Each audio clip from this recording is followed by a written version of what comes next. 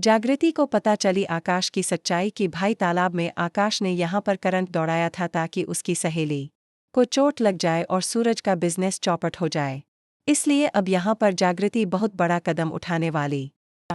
जागृति पूरे घर को और सारे बिजनेस को जो वसीयत के पेपर्स लेकर आई थी, उस दिन उसकी माँ आकाश की उस सारे पेपर्स को फाड़ देती है और सारा खेत, सारी जमीनें और सारा घर, पूरी हवेली अपने नाम करवा लेती।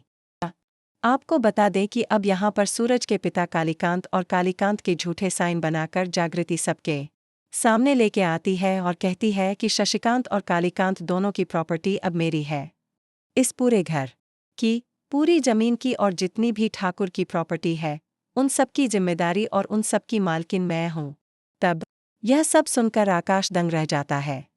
आकाश मन ही मन सोचता है कि यह सब क्या हो गया। जिस जग्गू ने आखिरकार ऐसा क्या कर लिया कि सब कुछ इसके नाम हो गया है। और फिर आपको दिखाया जाएगा कि जागृति और आकाश का आमना सामना होगा।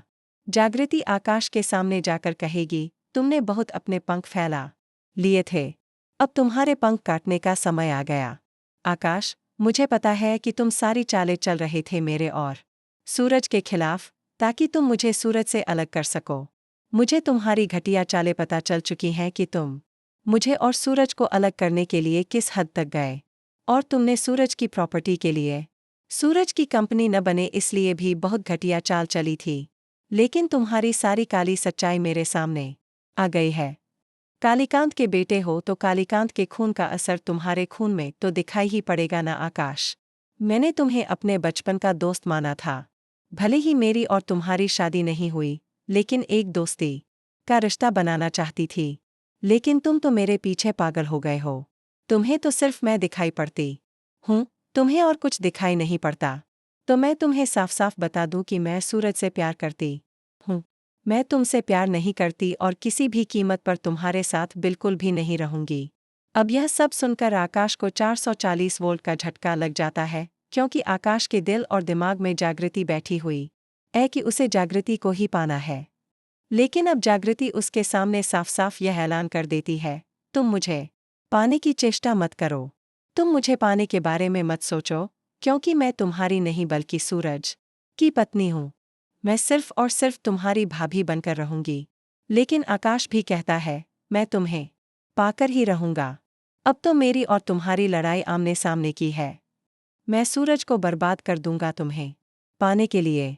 तभी यहाँ पर जागृति बड़ा कदम उठाएगी और फेक वसीयत के पेपर्स लेकर और सारी चीज़ें फेक लेकर आएगी और घरवालों के सामने ऐसा दिखावा कर देगी कि सारी प्रॉपर्टी, सारा घर-बार जितना भी है, वह सब जागृति के नाम हो गया है।